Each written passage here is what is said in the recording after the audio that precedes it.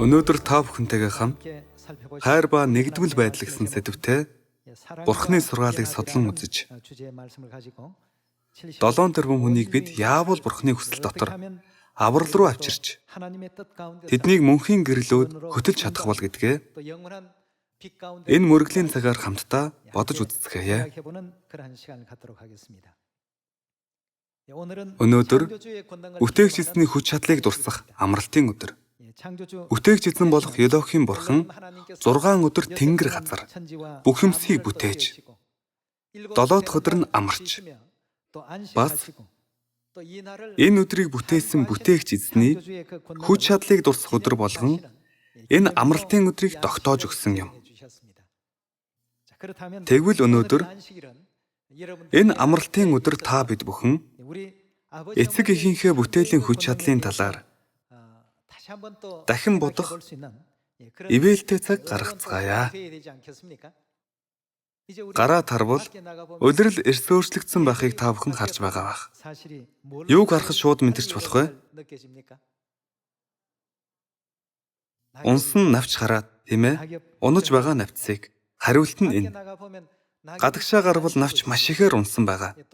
Навчс улаан шар өнгөтэй болсныг тэгээд бас унаж байгааг нь хараад улирал солигдож байгааг шууд мэддэг шүү дээ.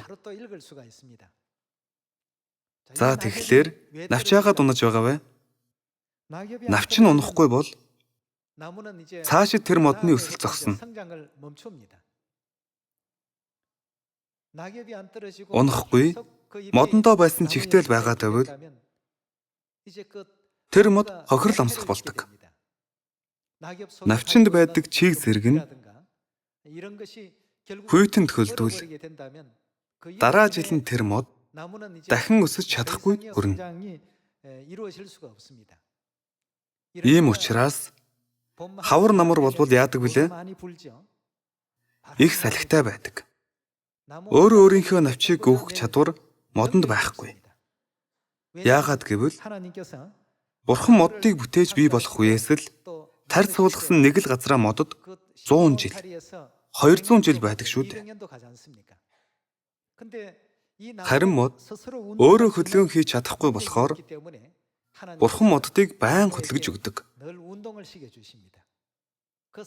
Насанд хүрч улмаар өвгөн мод болтлоо тэр байранда нэг л газартаа байдаг.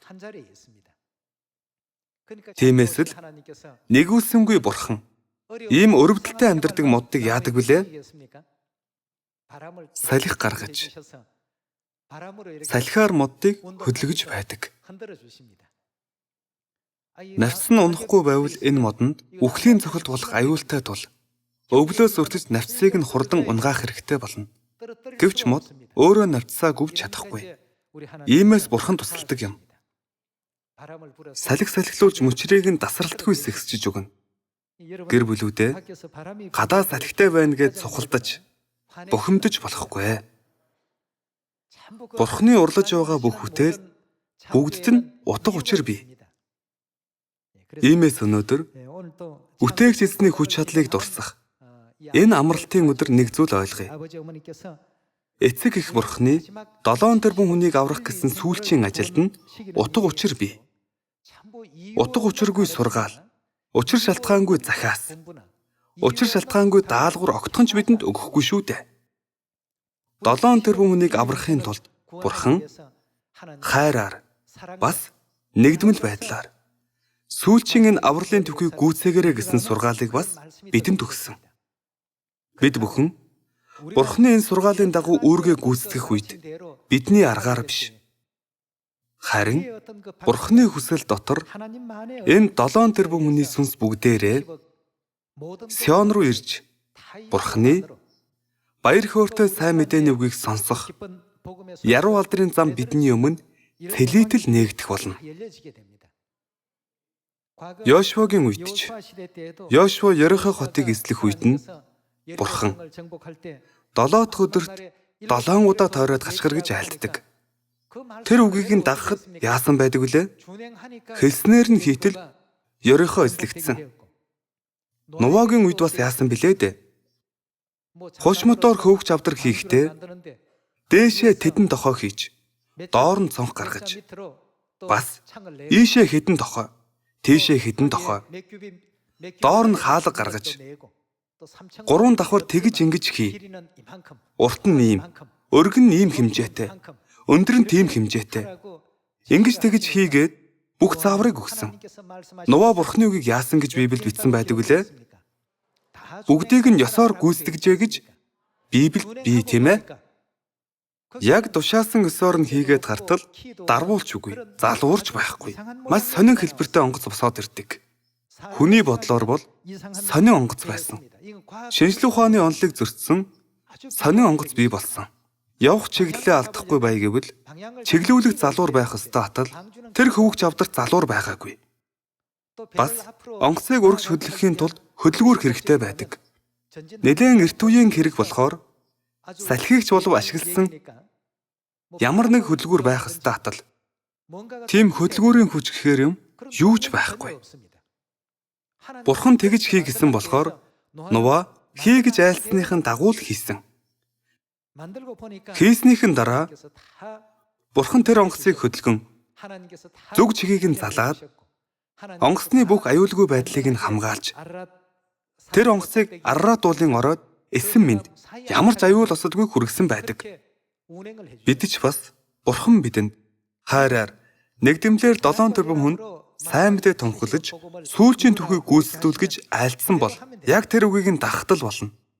Иймээс өнөөдөр та бид бүхэн үнэн дотор хайраар бие биентэйгээ нэгдэж нэг болоод Бурхны сүүлчийн удаа бидэнд даалгасан 7 тэрбум хүнд сайн мэдээ тунхаглах энэ ажлыг биелүүлэх хүүхдүүд болцгоё. 1-р Коринт 13-р бүлгийн 1-р ишлэлээс Бурхны хүн төрлөختнийг аврах гэсэн энэ хүсэл хайраар биелж гүйцэнэ гэдгийг хамтдаа судалцгаая. 13-р бүлгийн 1-р ишлэл. Хэрэг би хүмүүсийн болон тэнгэр элч нарын хэлээр ярьсан ч надад хайр байхгүй бол би нүрэглэх харанга, хангинах цам болох байсан. Хайр байхгүй бол нүрэглэх харанга, хангинах цан төдийхөн гэсэн байна. Хэрэг би иш үзүүлэх чадвартай, мөн бүх нууцуд болон бүх мэдлийг мэддэг байгаад уулыг нүүлэх бүрэн итгэлтэй байлаач надад хайр байхгүй бол би юу ч биш. Хэрэг би өөрийн бүхэл өмч хөрөнгөө тараан өгч өөрийн биеийг шатаахаар тушаасан ч надад хайр байхгүй бол энэ нь надад ямар ч ашиггүй юм. Хайрын талаар 1-р Коринт 13-р бүлэгт тайлбарласан байна. Хайр байхгүй бол нүрэглэх харанга, хангинах цан. Би хэдийгээр иш үзүүлэх чадвар сайтай, бүх нууцуудыг мэддэг, их мэдлэгтэй. Эхлэл номноос Илчилт ном хүртэл бүгдийг нь ижил ижлээр нь олдог. Бүгдийг нь цээжээр мэддэг байлаач бас уулыг нүүлэх агуу итгэлтэй байсан ч миний дотор хайр байхгүй бол ямар гэсэн байна? Юу ч биш. Nothing гэсэн. Юу ч байхгүй, юу ч биш. Гэр бүлүүдээ бид юу ч биш гэсэн үр дүн үлдээж болохгүй үстэй. Ямар нэг юм үлдээх, тийм л үр дүнтэй байх хэрэгтэй. Тэгийг гэвэл бид дотроо юу агуулах ёстой вэ? Бидний дотор хайр оршиж байх ёстой. Хайр байхгүйгээр олж авсан бүх мэдлэгийг, хайр байхгүйгээр загсан бүх итгэлийг Библиэд юу ч биш гэж маш тодорхой дүгнсэн байна. Бурхны нүдээр харах юм бол юу ч биш. Ямар ч утгагүй зүйл гэж илэрхийлж. Цааш нь 4-р ишлэгийг үзье. Хайр бол дэвчээртэй, энэрэнгүй юм. Хайр атаархдаггүй. Бардамзан гаргадаггүй. Их хэрэгтэггүй. Зохисгүй авиралдаггүй. Өөрийнхийг ирдэггүй. Ууралдаггүй. Муутай тооцоо хийдэггүй. Зөв тус байдалд баярлдаггүй. Харин үнэнд баярладаг. Бүгдийг далталдаг. Бүгдэд итгэдэг. Бүгдэд найддаг. Бүгдийг дэсвэрлэдэг гэсэн байна. Хайр гэгч энэ замаар алхахыг гэвэл бидэнд янз бүрийн хүнд хэцүү нөхцөл байдал тулгарна. Эхнээсээ ахуулаад л амархан туулчих зам ердөөсөө биш. Тийм болохоор л Бурхан хайр байхгүйгээр хийх сайн мэдээний ажил юу ч биш гэж айлдсан юм. Зарим хүн Би сурч мэдсэн юм ихтэй. Мэдлэг байхад л дэлхийд сайн мэдээ тараах ажлыг бүрэн дуусгаж чадна гэдэг. Үгүй ээ. Мэдлэг доторч бас хайр байх ёстой шүү дээ. Зарим нэг нь итгэлэл байвал дэлхийн сайн мэдээ гүйцээх байх гэдэг. Үгүй ээ. Итгэл доторч бас юу байх ёстой вэ? Хайртай нэгдээгүй зүйл нь юу ч биш. Хайртай нэгдээгүй итгэл, хайртай нэгдээгүй мэдлэг. Энэ бүхнийг Библи тодорхойлохдоо юу ч биш гэсэн байна. Мэдлэгтэй, итгэлтэй байснаар л болчихгүй гэсэн үг. Тиймээс энд айлцсан шиг хайр бол дэвчээртэй байх ёстой. Энэрэнгүй, атаархдаггүй байх ёстой. Бас ихэрэгдэггүй, бардамзан гаргадаггүй, зохисгүй авиралдаггүй, өөрийнхийг эрдэггүй, ууралдаггүй, муутай тооцоо хийдэггүй, зөв тус байдалд баярлдаггүй, харин үнэнд баярладаг, бүгдийг талталдаг, бүгдэд итгэдэг, бүгдэд найддаг, бүгдийг дэсвэрлэдэг ийм сэтгэлтэй болох үед 7 тэрбум хүнд сайн мэдээ тунхлах энэ ажил. Ерихо хотыг 7 удаа тойроод хашгирахад тэр хот өөрөө нурсан шиг л болж бүтэх ажил юм. Иймээс бидний эргэн тойрны орчин нөхцлөөр дамжуулан биднийг нэгдэмэл болгох гэсэн, хайрын үйлс гаргадаг болгох гэсэн Бурхны ариун хүсэл болон сургаалууд Библи байдаг юм. Алдагдсан ах эгч дүүнараа аврах ажилд ийм л итгэлээр оролцдог байх хэрэгтэй юм. Эцэг эх маань бидэнд хайртай болохоор хүн болгонд нэг бүрчлэн санаа тавьж бүтээсэн юм. Биднийг бүтээх гэж гаргасан хайрыг нь дахин ухаарч бид ч бас Сионд байхдаа хөршдөө сайн мэдээ тараах хүндээ мөн дэлхийн бүхэнд Христийн хайрыг түгээцгээе. 13 дугаар бүлгийн 8 дугаар ишлээс цааш нь үздэцгээе. Хайр хизээш дуустдаггүй. Харин иш үзүүлж байгаа бол яана гэсэн бэ? Иш үзүүлэг буюу зөгнөл нь бүгд биелчвэл зөгнөл дуусна. Харин иш үзүүлж байгаа бол тэдгээр нь үгүй болно. Хэрв олон янзын хэлүүд байгаа бол тэд болох болно. Хэрв мэдлэг байгаа бол мэрэгэн ухаанч, мэдлэгч, олон янзын хэлүүдч, иш үзүүлэгч бүгд үгүй болно гэсэн. Цааш нь 9-р ишлээс харъя. Учир нь бид хэсэгнийг мэддэг, хэсэгнийг иш үзүүлдэг. Харин төгс юм нь ирэх үед хэсэгхэн гэдэг нь үгүй болно гэжээ. Энэ дэлхийд хийж байгаа юм бүхэлдээ өчүүхэн хэсэг нь. Бүх зүйлийг өөрсдөө мэдээд хүмүүс дамжуулах хэмжээний тийм мэдлэг хүмүүст байхгүй гэсэн үг. Туйлын баг хэсэг нь. 11-р ишлэг үзье. Би хүүхэд байхдаа хүүхэд шиг ярьж, хүүхэд шиг боддог, сэтгэдэг байлаа. Би 90 цент хүрээд хүүхэд насныхаа занг орхисон юм. Учир нь бид одоо толинд бүдэг бадаг хардагч гэсэн байна. Энэ толь нь дээр үеийн хүрлээр хийсэн толийг хэлж байгаа. Толинд уг нь тод харагддаг штэ. Яагаад энд бүдэг бадаг гэсэн юм бол гэж бодож магад. Энэ нь дээр үеийн хүрлээр хийсэн толь. Өнөө үеийн шиг шилэн толь башээ. Тэр толинд харахад нүүрнийхээ дүрхийг тод сайн харж чаддаггүй гин. Хүмүүс хүрэл толь гэдэг. Учир нь бид одоо толинд бүдэг бадаг хардагч. Харин дараа нүүр нүрээ харна. Би одоо хэсэгнийг мэддэгч. Би өөрөө бүрэн мэдгдсэн шигэ. Харин дараа нь би бүрэн мэдэх болно. Эдүгээ итгэл, найдвар, хайр гурав үлддэг боловч хамгийн агуу нь юу гэсэн бэ? Хайр хамгийн агуу нь гэж байна. Гэр бүлүүдээ бид сайн мэдээний ажил хийхдээ хайрыг хасаад хийвэл мэдлэг хичнээн их байгаад ч хайр байхгүй тэр мэдлэг нь юу ч биш. Хэрэгтэй үед нь мэдлэгийг олж болох хэдий ч хэрэггүй үед тэр мэдлэгч бас үл ошоогдно. Бурхан итгэлч хэрэгтэй, найдварч хэрэгтэй, хайрч хэрэгтэй. Гэхдээ л энэ гурваас хайр нь хамгийн агуу шүү гэж бидэнд загсан юм. Зөвхөн мэдлэгээр болохгүй. Ганц итгэл байснаар ч болохгүй.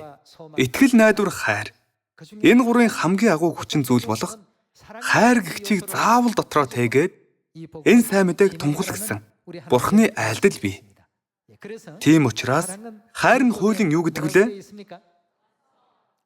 Шинэ гэрэндэж, хуучин гэрэндэж, бичигдсэн аливаа ажил энэ хайр дотор хийгдэж байж л бүгд биелнэ. Ром 13 дугаар бүлгийн 8 дугаар эшлэл. Нэг нэгэндээ хайртай байхаас өөр хүнд ч ямар ч өргөө бай. Учир нь бусдыг хайрладаг хүн хуулийг яасан гэсэн бэ? Биелүүлсэн хэрэг гэсэн байна. Хэзээд л бусдыг хайрладаг хүн хуулийг биелүүлсэн хэрэг. Учир нь бүү завхаар, бүү ал, бүү хулгай хий, бүү шунхаар гэсэн тушаал болоод өөр ямар ч тушаал байна. Энэ нь хөршөө өөрийн адил хайрл гэсэн үгийн дотор агуулгадаг юм. Хайр бол хөрштөө буруу зүйл үйлддэггүй. Иймд хайр нь хуулийн юу гэсэн байна? Хуулийн биелэлт мөн гэжээ. Хайрын сэтгэлтэй л байвал хэрхэн хүний амь хөнөөж, хулгай хийж, шунхаарах билээ. Бас бусдад буруу зүйл хийж чадна гэж юу? Иймээс Бурхан бол хайр учраас та нарч бас хайраар дэлхийн 7 тэрбум хүнд бүгдд нь энэ сайн мэдээг тунхал гэж Бурхан айлцсан нь Бурханы хүсэл юмаа гэдгийг бүгдээрээ сэтгэлдээ тод сэлцгээе. Иохан 13 дугаар бүлгээс Бурханы хүслийг дахин баттгаж үзье. 13 дугаар бүлгийн 1-р эшлэл. Дээгүүр өнгөрөх баяраас өмнө Есүс энэ ертөнцөөс салж эцэг рүүгээ очих цаг нь болсныг мэдээд дэлхийд байгаа өөрийн хүмүүсийг хайрлан тэднийг хизээ хүртэл хайрлсан гэсэн бэ? Эхлээ жаахан хайрлаж байснаа тэднийг дагуулах нь төвөгтэй юм. Ярчиг гэж бодсон уу?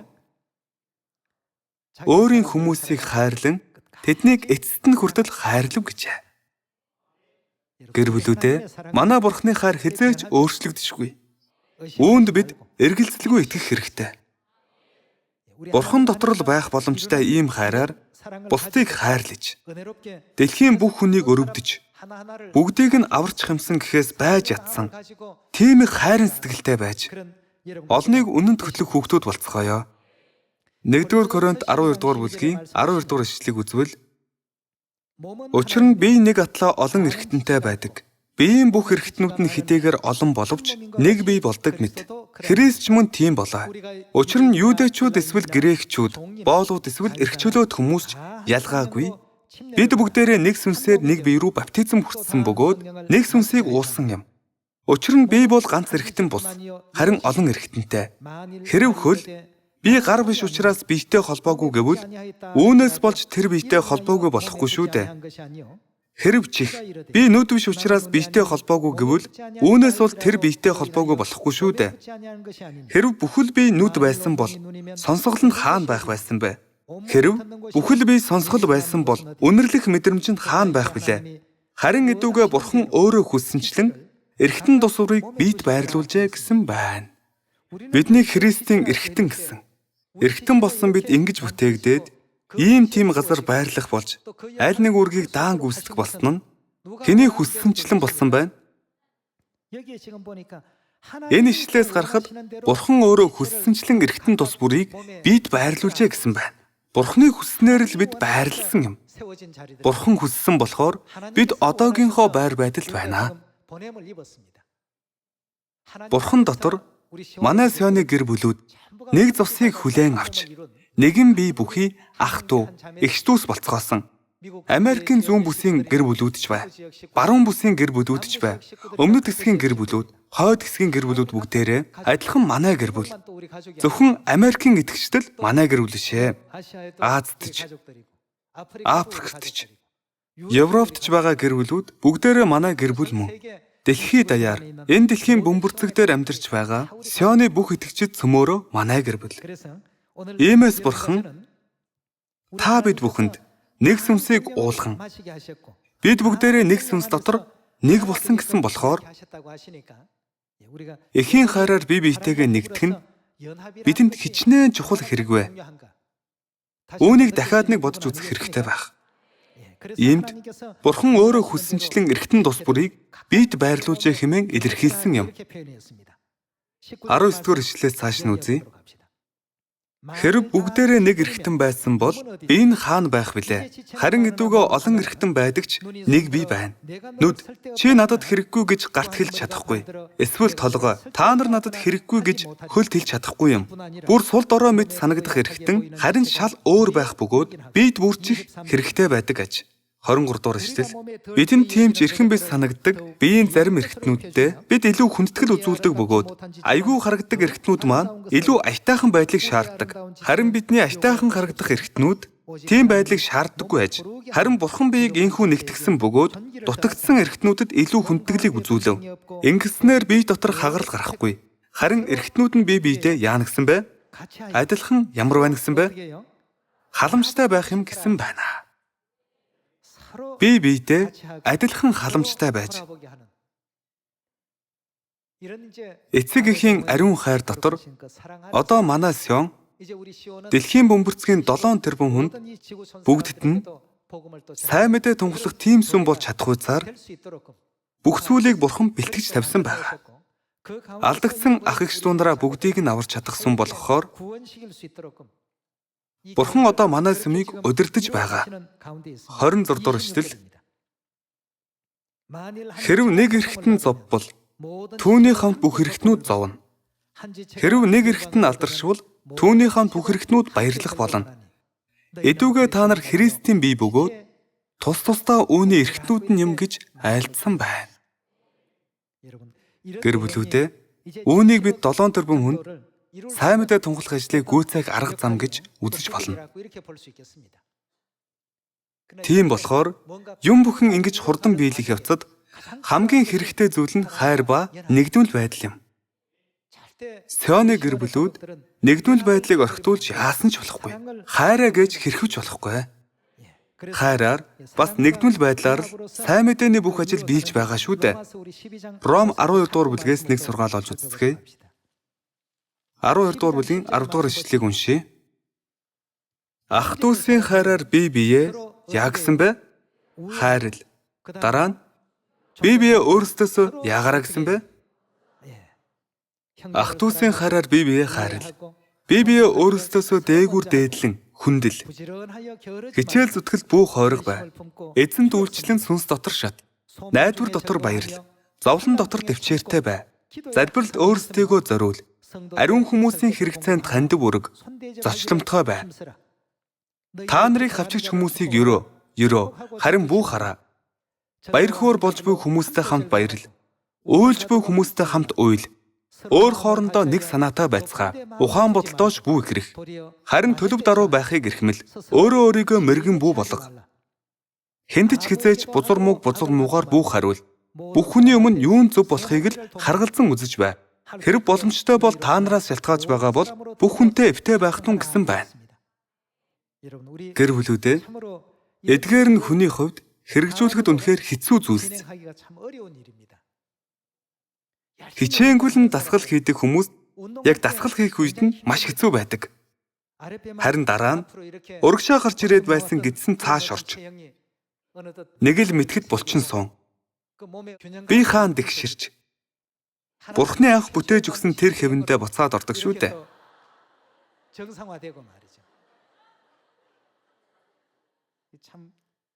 Үүн шиг ямар ч ажлыг Бурхны хүслийн дагуу хийвэл бүх зүйл сайн сайхан болдог. Бурхны ажлыг хайраар нэгдмлэр хийгээрэй гэж Бурхан бидэнд үргэлж сургаж ирсэн. Мөн өөрийн биеэр хэрэгжүүлж хүүхдүүддээ ч ийм жишээг үзүүлсэн. Энэ нь Тэнгэрийн орны хаан тахилч нарыг өсгөхийн төлөө Бурхан айлдсан онцгой сургамж, сургаал болохоор бусдыг хайрладаг хүн хуулийг бүгдийг нь биелүүлсэн хэрэг. Хайр нь хуулийн биелэлт мөн. Юм бүхнийг ямар ч ажил хийсэн хайраар хий гэх мэт сургаал үгийг бидэнд өгсөө. Галаат 5 дугаар бүлэгтж бие биедээ хайраар үйлчилгэж хэлсэн байдаг. Мөн 1-р Тесалоник 4-р бүлэгт бие биеэ хайрлахыг Бурханаар заалгасан болохоор та нар бие биеэ хайрлах тун гэж бидэнд сургасан шүү дээ. Та бид бүхэн хэн нэгний хувийн шин чанартай сургаалыг бас хувь хүний үзэл бодлыг сурч байгаа бишээ. Байнга л ариун тэнгэр эцэг эхийнхээ үгнээс суралцж байгаа. Энэ чигтээ явсаар мөнхийн Тэнгэрийн хаанчлалд орох үедээ Тэнгэрийн орны хаан тахилч нар болцгоон чи 10 хот захир, чи 100 хот захир гэж Бурхныг хэлэхтэн. Эцэг эхийнхээ ариун хүслийг ивэлтэйгээр хүлээн авах Сионы гэрвлүүд болцгоёо. Одоо энэ сайн мэдээг илүү олон хүн тунхлаад энэ дэлхийд ямар ч найдах юмгүй амьдарч байгаа хүмүүс баяр хөөр, итгэл найдварыг бэлэглэж тэдэнд Бурхны хайрыг ихэд хүртээх Сионы гэрвлүүд болохыг хүсээд сургаалаа өндөрлөё. Баярлалаа.